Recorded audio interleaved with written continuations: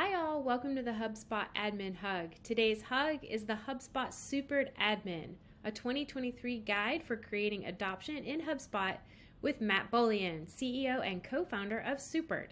Matt will give us some tactical ways on how to get and keep adoption of the CRM and how to become the Supered HubSpot Admin. Matt, take it away for us. I'm super excited about this. I will be showing some super things to do, but the majority of this will just be HubSpot centric. I'll provide a framework for us to think about adoption.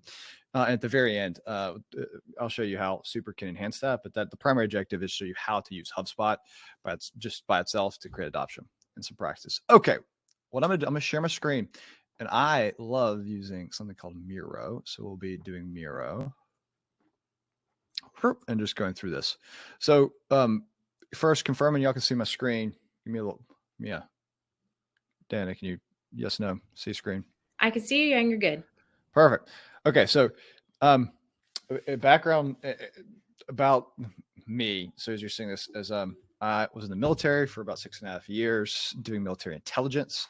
I used to run head of RevOps, and I was a Microsoft Dynamics fanatic, then became a Salesforce fanatic.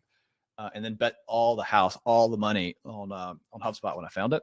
So I helped found Sparketeers, did some RP, and now I'm 100% doing Supered, where I'm helping HubSpot users and partners get more and more adoption on HubSpot. Some HubSpot stuff that I've done in the past where I get people is I've done a whole platform of becoming a HubSpot Supered Admin, did a whole boot camp called the Summer School in RevOps. And done lots of stuff in HubSpot. So there's a bunch of stuff and other that's, if you want to hear more about it, feel free to reach out and I can lead you in the right direction. So what does Super do? It does this very simply. And if you're thinking about it, so everything I'm going to talk to you about, it plugs knowledge directly into a CRM tool to drive process adoption, and it equips CRM users when and where they are. So we see that at the end.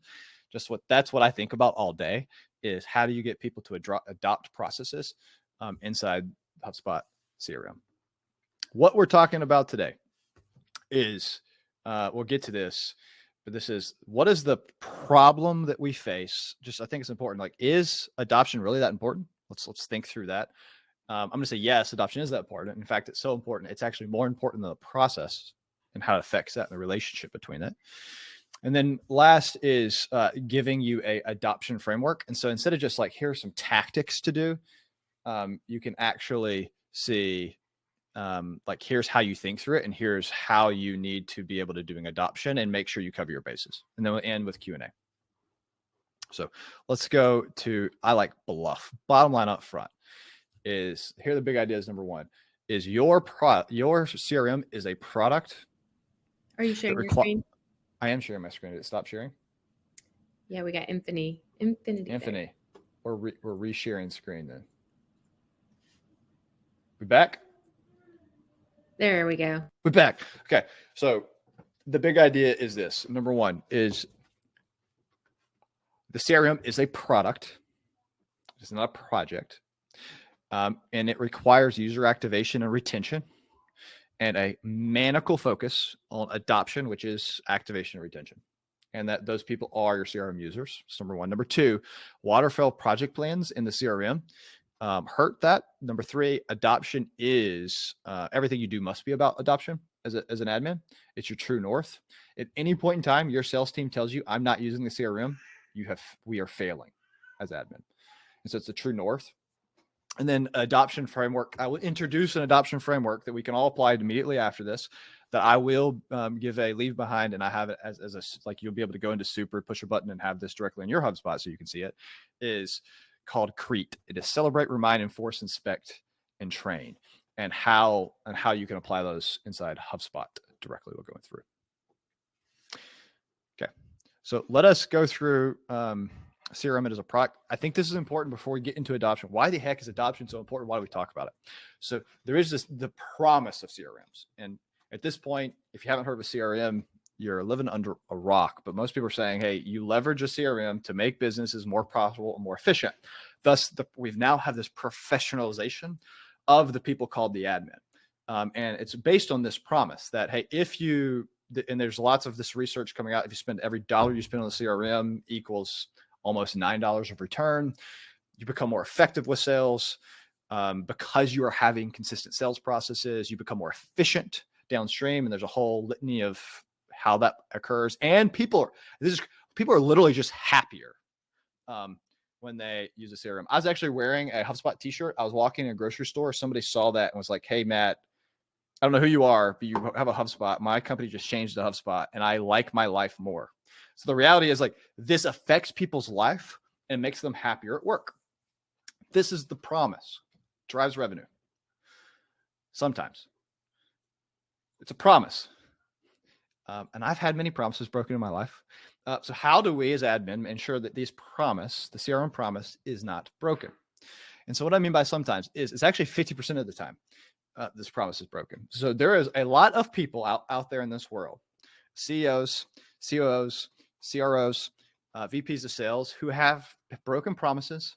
And you know who has never broke their promise? It's their Excel spreadsheet. Never broke their promise. So you have sometimes just at a point, you have people out here that have history. And so how do we help them get through this history? So in fact, this is the reality. And people have questioned the authority of these different studies. They're all over the place. The reality is, like, about 50% of them are failing. Now, then you go into why do CRMs fail? And holistically, if you look at all these studies, this is the order. It's number one, every single time, low user adoption. It is the number reason, and everything else trickles down from here. You have too heavy customization, which causes low user adoption. There's some kind of like lack of prioritization because a function is not getting put in by a core user, and that core user then uses an Excel spreadsheet, which is low adoption. You don't have the support and training that you need when a new user comes in or a current user comes in, which is called low adoption. And I don't have the data I need or the integrations I need for a CRM, so it's not useful to me, so I have low adoption. So it's the point. Everything's about adoption. So the other point is, if you do a project-based implementation that has a cutoff date where you stop, and I now have a customization I don't understand, or I have my needs have changed, I don't have the training that I used to have, and I have a net new like data integration that's needed, like we have stopped, and you will whatever you have built, the product degrades over time because you don't have a product manager. So I like to call this the CRM reboot cycle.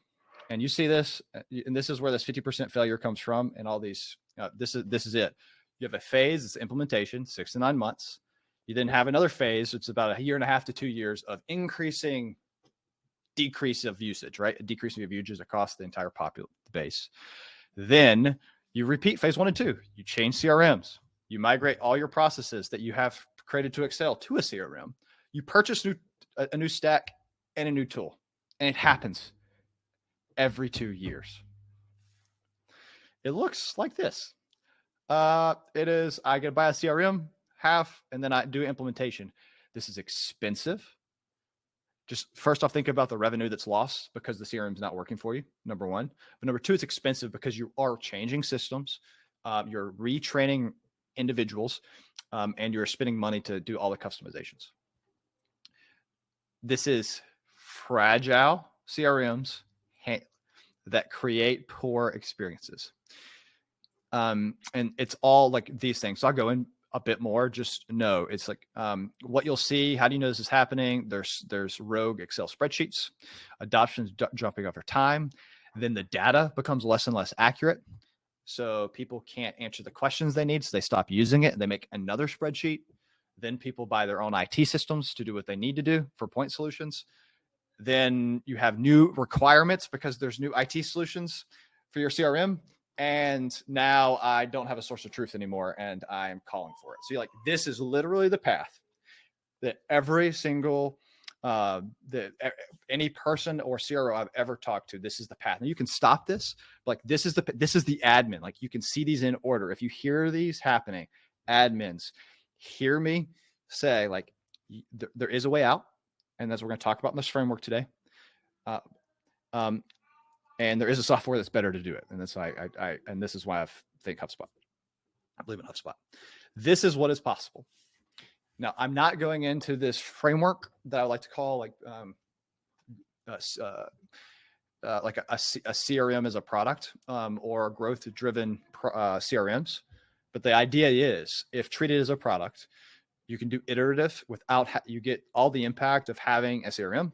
You don't have to continuously change. And so if you're looking over the course, this is approximately 6 years and you can have the same CRM because you are, as a product that's functioning over time. Okay. So I hope what I want you to end with here is your CRM is a product. And if it's not treated as such, it will have an inevitable doom that will die in 2 to 3 years. And then you will restart and you will get another chance. You're likely at another company, right? Like it's a point. I'll stop for 1 second. I'll talk for like 35 seconds or so. Are there any questions that I need to answer? And then have there been any questions to answer? The only question was about, is it for a HubSpot sales product only, but you're talking framework at the moment. So I think the answer to that is no, this is a framework. So you can apply it to multiple products. It doesn't have to just be. Oh, this is any CRM out there. Yep. Correct. And then Adam's got a question. Product meaning an internal thing that keeps evolving, like if you made your own CRM. Yes. In fact, I am a big proponent of naming. So let's say you do, I'm just going to talk in HubSpot centric. Let's say I'm doing implementation that's for a HubSpot and you have a HubSpot CRM. I'm a big proponent of naming that CRM and internally, giving it an internal name, and then treating it as a product forever. And so, yes, it becomes an internal, as if you had your own internal CRM, except it's built on a platform that you don't have to manage. That makes that so it decreases the cost overall. And so that's the beauty of having something like HubSpot. See what I did there? You didn't say that. Yeah, exactly. Okay, so I'm gonna go on to let's go to y'all seeing all my. Oops, I did not mean to draw that line. I just want to say this. I'm gonna sit here on this for a second. So if this is true, adoption is this important. And I've been in the consulting world before, and what I was taught, what many of y'all may have heard, is process is process. Choose your process, and the tools reveal themselves because you understand the requirements from all your users, and once you understand the requirements from your users, you can then go collect the right tools that will best fit those users' needs. And I want to hear me say this. Every single time you do that, users are going to ask for things they don't need. It's going to be very difficult for you to understand, and you're going to end up with a tool that is often overly complicated and overly customized. And I just want to submit this to you. When you think about if adoption is more important than process, let me say this. If there is no process, there is no what? I mean, if there's no adoption, there is no what? A process. Poor process tenaciously executed with 100% adoption allows you to iterate and make it better. A really awesome process with low adoption is useless. So make something useful. Adopt. So if adoption is greater than process, which process is greater than tool, what happens? We call it the flywheel. Your tool affects what? Your process. So if you pick a tool that is just less usable, you're literally saying, I'm going to be waging a war of adoption with a hand behind my back. The tool you pick matters. And you can go to all these reasons, but this is why I became a rabid HubSpot fan, because of, and we can go into more details there, but that's why. So know that. MVP, most viable product. Or most viable product is your minimal viable product is a term used in development. And then you have this agile iterate sprints. Just as a term is when you're doing a CRM, get your whatever minimum requirements, build that and iterate over time. Growth begets complexity and needs change.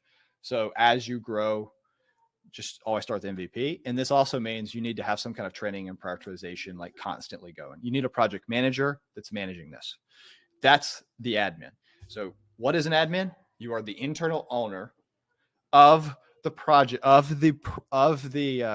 one of the core tools that maybe it's a product that may be several tools. You may have HubSpot and PandaDocs, and some other, you might have an orchestration of tools, but you are the product owner of those tools put together. That's the admin. Implications. If admin's king, I just want to is one person not adopting something, like adoption rates have a outsized impact on usability of a product. So just bringing this down is if something, executives can only use the CRM if they trust the data. And so if 2 or 3 sales reps out of a 10-person team are not inputting the data is wrong, it's useless. And now you need an Excel spreadsheet. So there's just like, we're going to go over this, like why you have to have 100% adoption. This is not optional. This is like mandatory, and how we do that.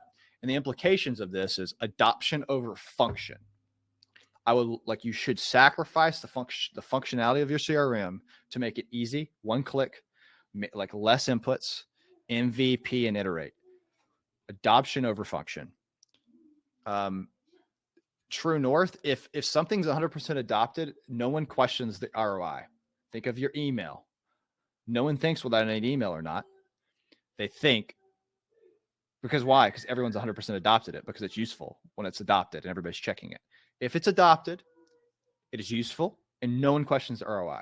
So just remember that when you have ROI questions, it usually just means not everyone's adopting it. And you can go in and you'll find some people that are not adopting something. Number 3 is it's ongoing. It never stops. Once you implement a CRM, you don't implement a CRM. You actually deploy, you launch a product that now you must always be on guard. It's constantly decreasing in adoption.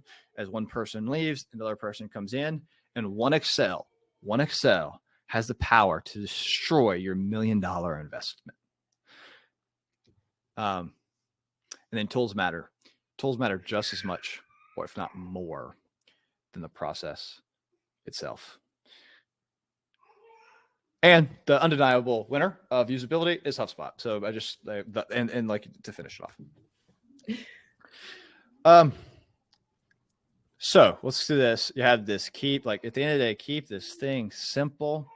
And now we're going to get into, okay, great, Matt. I understand how big adoption is. I understand that CRM is a product, but how do I think through what specific a framework? How do I actually, what are adoption tactics that are helpful in the today? That's what we're about to tackle. Let us go through this. So number 1, you've seen these 5 W's, but I think it's important. Any person that's going into a CRM or asking these 5 questions, they might not verbalize them to you, but they're asking every single one of them every single time. And you must answer all of them. There is, I am in this CRM. If I have a problem, who should I ask? Who should I ask if I have a problem? Let's spell this. If I have a problem. Number 2, what should I be doing? Number 3, when should I be doing it? Number 4, where should I be doing it? And number 5, why the heck are you making me do this? All 5 of these things have to be answered. And every time you introduce something new or a change, you're disrupting these 5 W's, and they must be answered. How do you do it? I'm going to introduce this. Now, this is tactics that I've used when I do this, and I just I keep this really simple. And to respond to these questions, and you have to do this actually multiple ways. You need to, I call it the CREAT. You need to have celebrators, reminders, inspectors, enforcers, and trainers. Sometimes things cross, but each action you have in a CRM is going to be specific to one of these 5 different specific actions. You need to celebrate people. You need to remind people. You need to inspect them. You need to enforce, and you need to train. And I'm going to go through some very specific tactics that fit in that. But before, there's also some characteristics of these. Is anytime you're doing any of these tactics, they must have a rhythm. So they cannot just occur one time. They must occur anywhere, and they must be predictable. So predictable patterns create safety, and people will feel safe within those predictable patterns. You must have a clear requirement expectation for those users when you have it. So like and we'll go into this, and they must see the outcome or have an immediate answer. Must be immediate and have an answer very quickly. And so when you think about these adoption characteristics, as we're going through. Okay.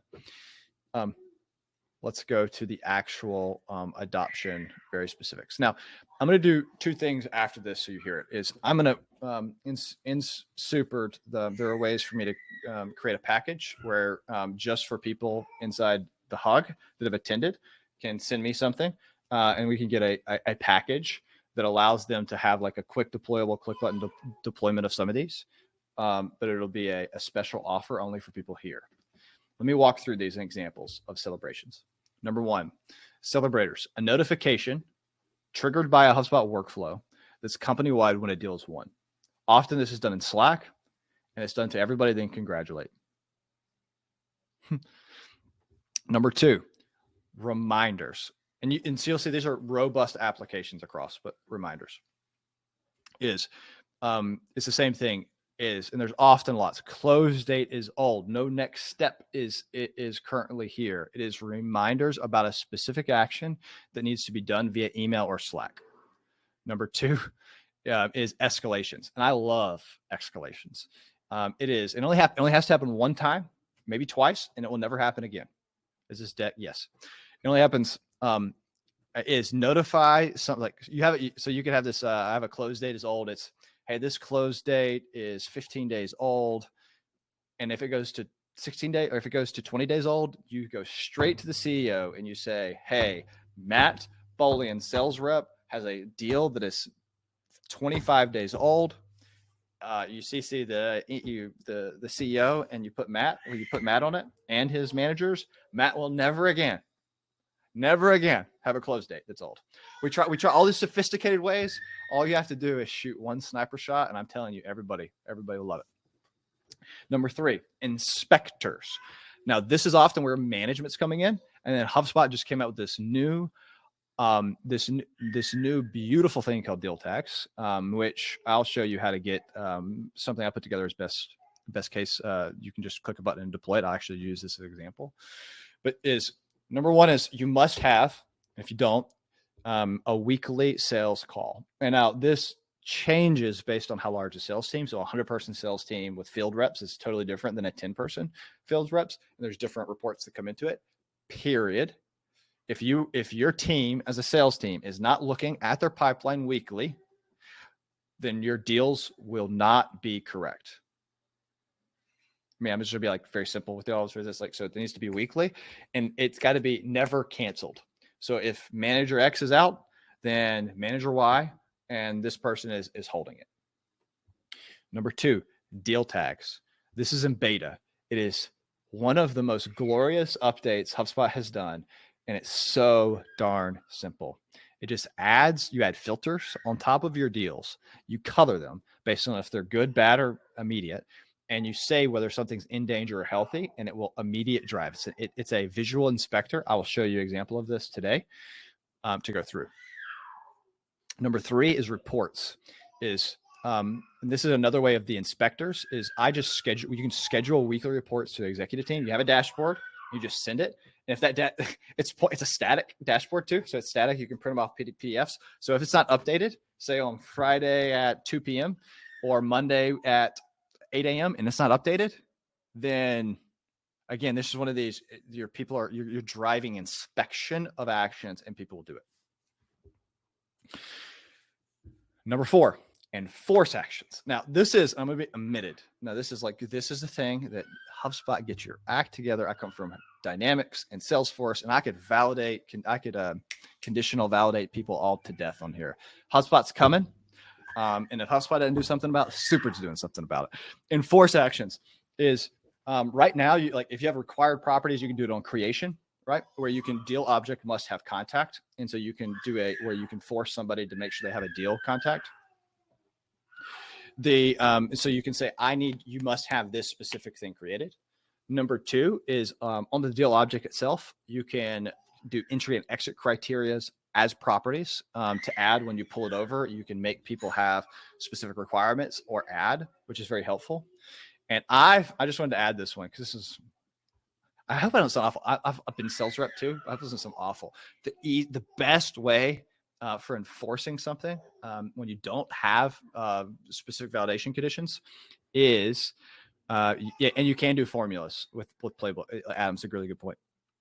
Is a commission gate. Is if you require a property to be complete prior to paying commission, like a close one or something after close one for putting it to billing, it will drive people. It is a great way to enforce. And Adam's a really good point. Is there's a workaround for validation rules with playbooks and some sophisticated. Just anyway, we'll go to that next, and then training. This is now, if you haven't written a 30-page or a 50-page sales process documentation, you should do it. It's a rite of passage. It's a rite of passage for admins. And then you need to feel the pain. You just need to feel the pain of creating it and then nobody reading it. Like, you just need to feel it. Like, you have to feel the pain.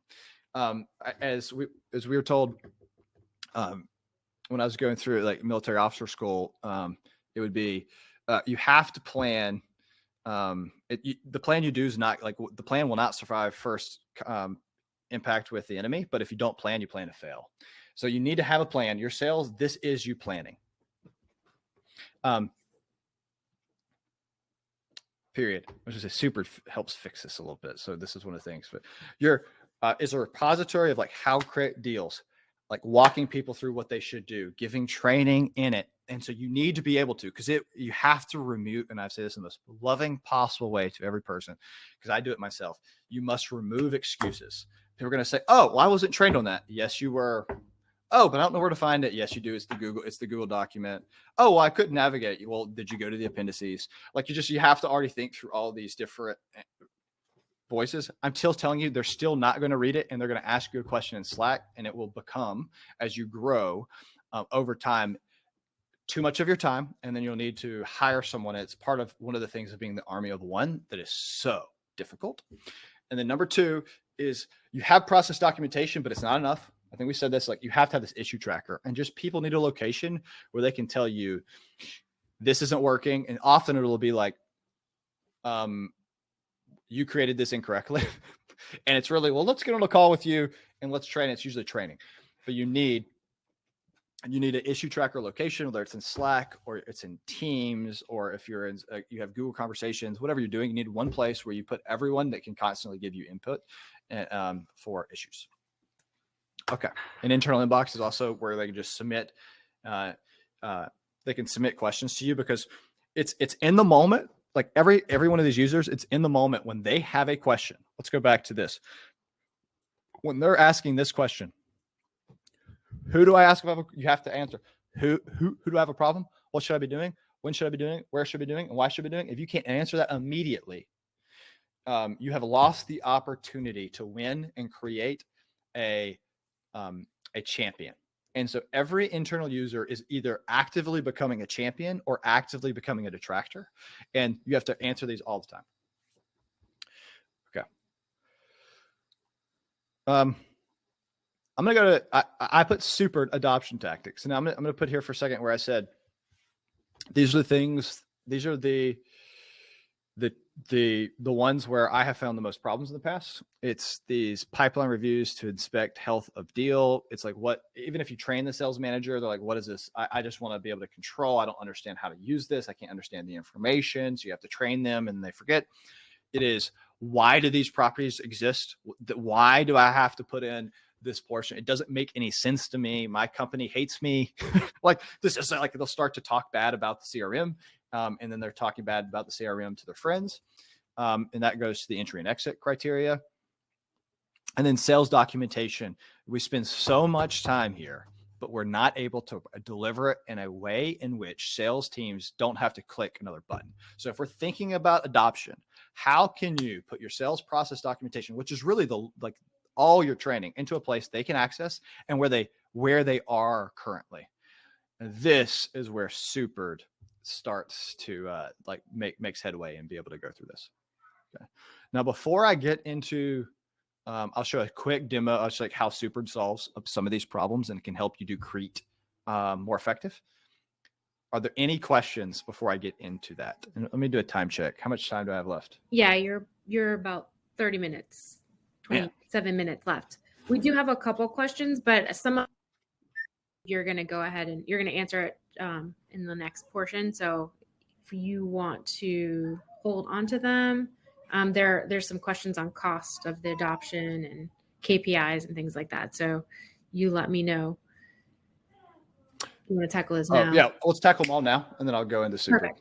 Yep. Okay, you got it. So Sean asked, how do we bring down the cost of this adoption process? I see you mentioned admins, etc. Seems like a lot of personnel overhead. Bringing down the adoption is where you're going to, how you get personnel overhead is it's all 5 of these. So the question is, do you need one person to manage this, or can you do it internally? But someone, instead of calling it the admin, I'd say someone's got to be the Crete. And maybe we can make a better word than this, but someone's got to be Creting people. And if you don't have the Crete manager, then you need, and this same person that has to know the process so they can create the process. And then someone has to be able to update the process and have the autonomy to think through it and get the requirements so that they can decide how am I going to create it and how am I going to build it into HubSpot.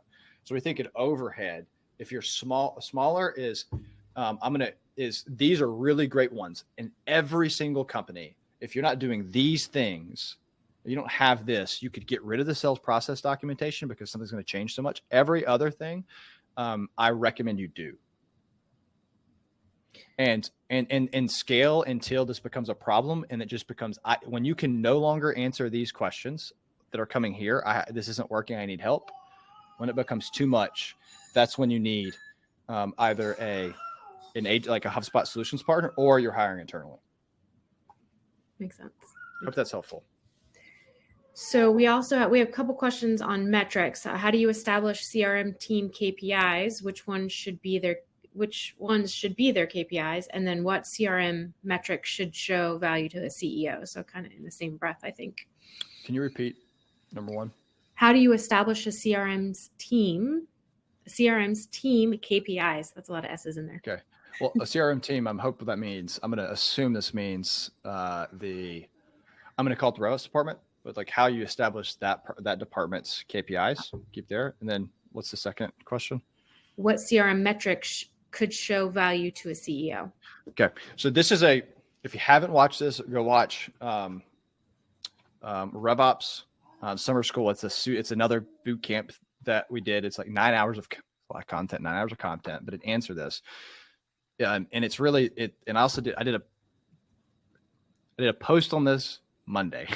It is the RevOps, and it's always this: should I hire another sales head or should I hire a RevOps? Which one has a greater ROI? What's the ROI of sales efficiency or RevOps, or like doing revenue operations?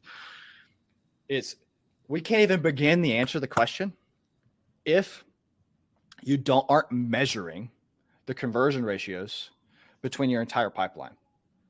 And so RevOps lives in the conversion ratios. So what I mean by this is, if I took your lead to opportunity conversion ratio, and you are implementing, you just implement these things, your conversion ratio will increase because you will have adoption to a process. And if it doesn't change, you can actually iterate and know what's working and not working. So ROI, and there's a whole lot this, and it's a whole class. And so send me a DM. We can talk, and I'll even get on a call and walk you through how to do that or how to think through it. It's in the conversions.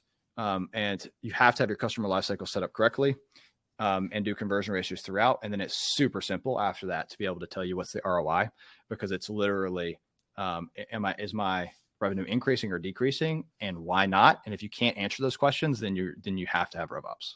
That's what RevOps answers. I put a link to the event you mentioned in there so that people can go check it out. That's the 1 of 3, and you can find 2 of 3 and 3 of 3 on there as well. I think the last question we had in the Q&A was, thinking of enterprise companies, how would you recommend managing the CRM plus all the hubs and nurturing adoption without having too many cooks in the kitchen? So after you get that head count, how do you make sure there aren't too many people getting their fingers in the pie?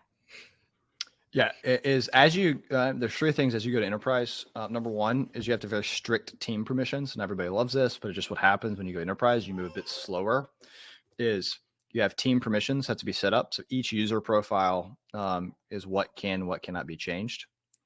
Number two is we talk about cooks in the kitchen. That's where you start getting in. You have to have true requirement sessions because you have a product. And guess what happens with the product? As my CTO tells me all the time, Matt, you can only do one thing at a time. And what happens is adoption is every feature release, every net new change is a feature release, and you can't, like, a feature release must be adopted. And so if you start changing HubSpot changes as feature releases, you're able to change and then you can do sprint management instead of project management. So that's my number two. And that goes to the other, like, growth driven CRM approach. And number three is a lot of with these larger enterprise, there's so many net new, like you may be losing 5% of your workforce and then growing another 7% at any given time. There's this constant, where they call it everboarding now. And there's this new way, especially in a hybrid. How am I just teaching people what's on the CRM when I'm not in the office? I'm not going to just say supered, but I'm going to like what you're about to see is a way where everybody can have access to your brain and it can scale. So there's not many cooks in the kitchen, and then they can then just send issues directly to you so you can do change management better. So there's my three.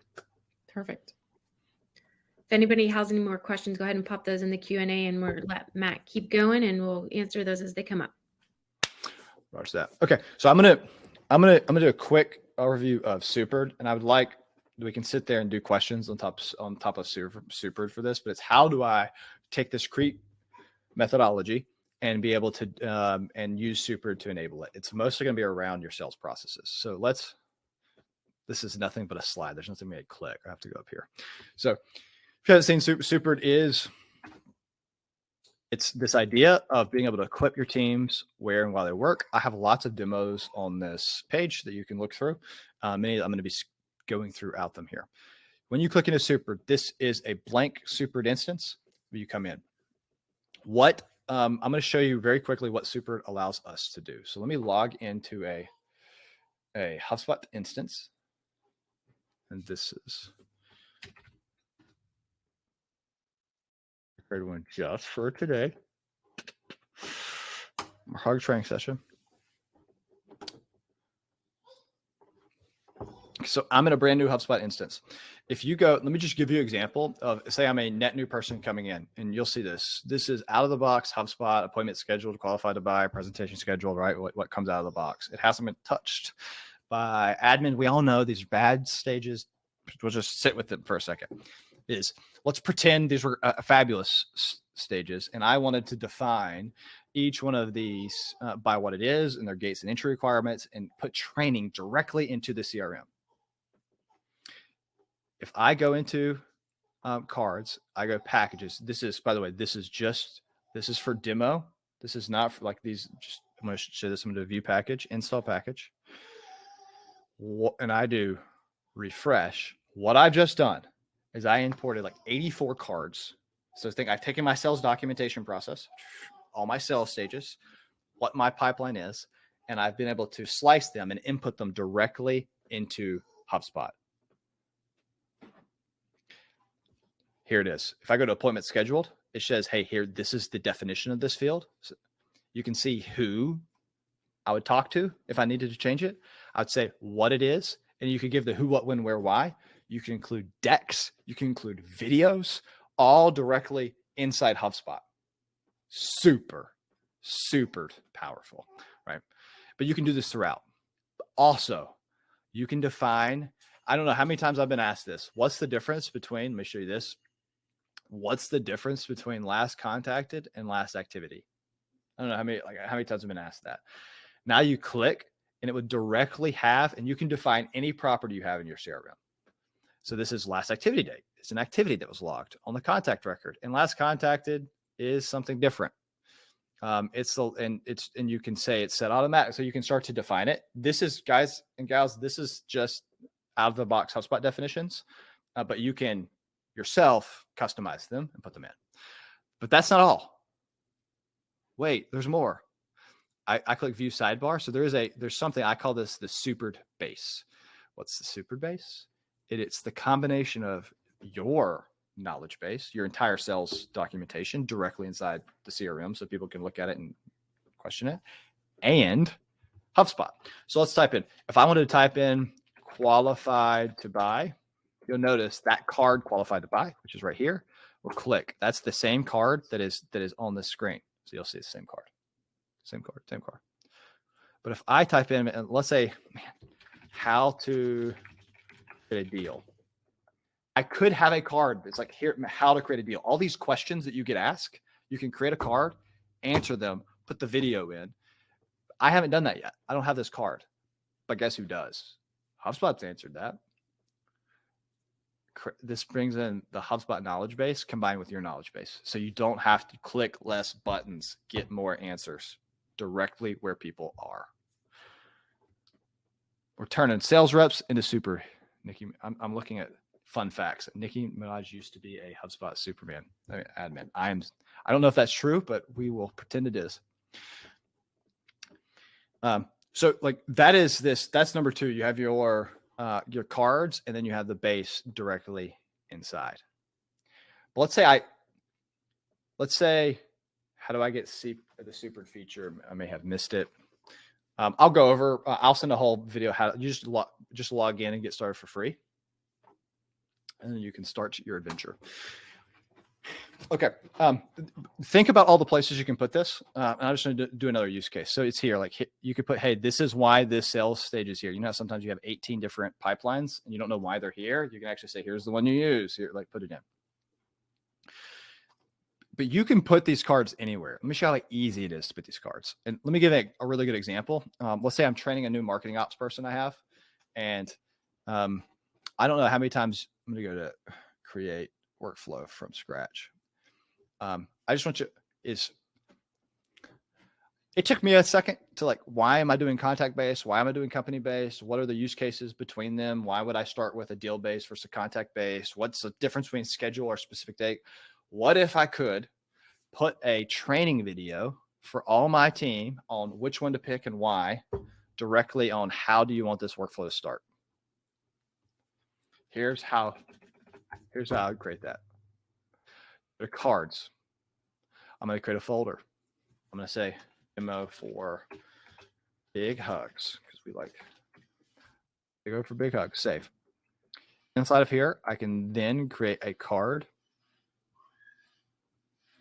I'm going to say how to do workflows, difference between contact and company.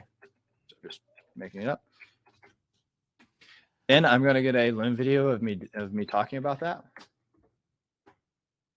I don't have a Loom video of me talking about that. I'm going to get another CRM called the best, and then you put your Loom video in. This is called the best CRM. This is the CRM you actually use. So you'll see that coming out on HubSpot soon.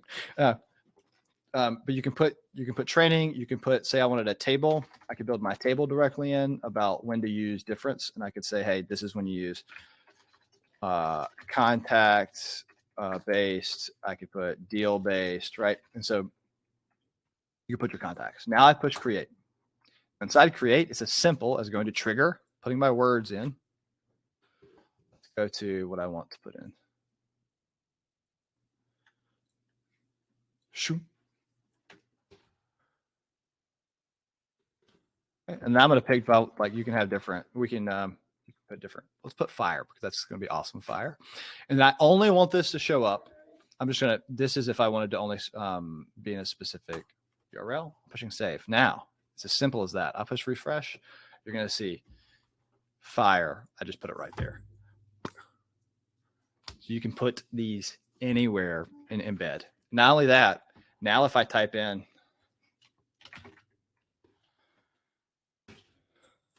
right, how do I do it? Look, it becomes searchable.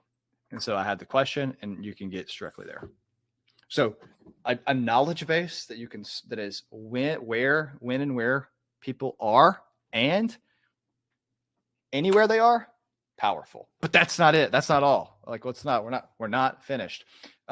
This doesn't just work on HubSpot. This works on any application. So this is built for HubSpot, which is built for HubSpot ecosystem. But many times you have going different. I'm gonna let me show you how easy this is. Let's pretend I needed to add this to SalesLoft, or I needed to go to Salesforce, right? Or I needed to put this somewhere. I'm going to put this on ClickUp. So let me go to ClickUp and let's put it on ClickUp and let's make something. Let me get there in a second. And then while I'm getting ClickUp ready, are there any questions? No, just a lot of wows and fires and booms and. Oh, I like this. Everyone's dead quiet. They want to hear exactly and see exactly what you're doing. So I say keep it up. I did put a link in for today's survey. If you guys could fill that out, let us know how awesome Matt did. And if you had any questions or feedback you want me to pass on to the HubSpot team on our behalf, I'm happy to do that. So here's Boolean household. I once upon a time tried to run my household on ClickUp. It failed miserably. Just not that you should. If you wanted my advice on it. So Boolean household. Let's say I wanted to put something here. Again, anywhere there's a word, I could put this in, but let's put it Boolean household. The first thing that you do is you add, I'm just going to add the app URL, just app it, Supered, put it in, save. Now, the first thing you'll notice is when I go to refresh is Supered will now have the sidebar will now be here. So you'll notice I now have a sidebar. So now if I'm on Supered, I could say, hey, how to create a deal, and it's going to come up. But I'm going to put something on Boolean household. Let's put it there. So I go back. I'm going to go to cards. Let's go to demo. Let's go to add a card. Let's call it household. Let's create. For this text, and let's put we don't want to burn the house to fire, so I'll put an info, push save. And now I go to, and here's something. You see this application, any? I don't want to, if the Boolean household tends to be somewhere else, I'm going to restrict this only to this URL so it only shows up on ClickUp, not somewhere else, because it means you could have different definitions on different pages. Go to app, save. Now, if I go and I click refresh, hopefully if I do everything right, in the moment demos, I get nervous. The eye now shows up there. The eye shows up in ClickUp. So you think about the ramifications. You can plug your knowledge into the sales tools that your team's using to create process adoption and answer questions, answer the 5 W's, leveraging the Crete tactics throughout. So this is last. So I will. I have one more thing to show that's using IRAD. If you haven't used IRAD, it is fabulous where you can create click through. But I'll do questions, and if we have time, I'll go through that. Yeah, we have a couple. Will it work on Teams? Question number 1. Yes. And assuming this works with Notion in a similar fashion to what he's demoing for ClickUp. Yeah, Notion today, yes, it works on the left side. Inside the content, it does not work today because it's an editable field, but you can go through Notion and just be able to, on the left side and any of your H1 tags, be able to put them on. Yep. Awesome. And then some jokingly, when is HubSpot acquiring Supered? That's great. We had a meeting with Yamini and she wouldn't answer that either. So any other questions? I think that's it. If I missed one, just I will show one more really cool thing. Really cool thing. If you haven't seen this, this is more me being a fanboy of IRAD. Let's go. So if you go to cards, I'm going to make another card. And I'm going to say how to use Supered. If you have the IRAD extension, you'll see this little bar here. And this is IRAD is like a box. And I've already made a training video. And if you haven't seen this, these are rad, if you would. So okay, I'm going to click this. I'm going to click settings, click complete. Now this is going to now take IRAD and put it into that that card. And if you haven't seen IRAD, it's this. Look, I've made how to do partner stuff. Anyway, it allows you to click through and do lots of different views. So it's really cool. Should put yes.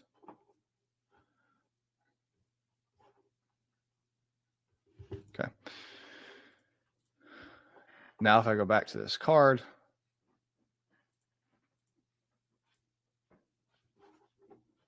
well, I'll put the IRAD here.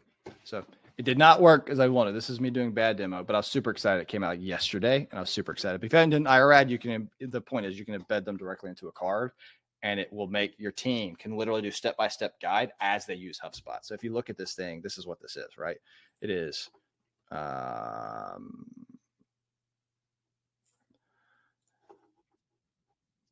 right. And then you just click. You can click through and it will show you. So you can make those same IRADs for HubSpot and put them in, and your team's like, here's how you create it. And it's more than just, it's part of your documentation. Okay. With 6 minutes, I'll give over to everybody and open all questions. Yeah, I think we had one question on pricing. Supered pricing is separate from HubSpot. You can speak directly to the supered pricing if you'd like. Yeah, it's I like the supered pricing is super awesome. It is free unless you have over 5 users in it. So you can be able to test it with the team. You can pilot with the team. You can do anything you want to, all for free. And then once you want to do it, it's just $5 users you go over. To expand it past, like you want it to work anywhere, is going to be the $10 user license as a point, just so you know. So most people are ending up on scale because they want to do more than just HubSpot. But no, it is that is how the pricing works today. Perfect. Another point, don't get scared when you put it in. Only you see, like if you put in all this overlay on HubSpot, it's only you see it. Nobody else sees it unless they're in the team. So if you did something really bad, don't get scared. Only you see it, you can delete it. Okay. Yeah, makes sense. Sounds good. All right, guys, do we have any other questions? I put the survey link in there. Definitely let us know your feedback for today. Do not forget to sign up for any upcoming events. We've got a ton coming out. Matt, I very much appreciate it. When we talked about Supered, the first thing I thought was, wow, I can take some of the stuff out of my head and finally put it somewhere where other people can access my brain without talking to me.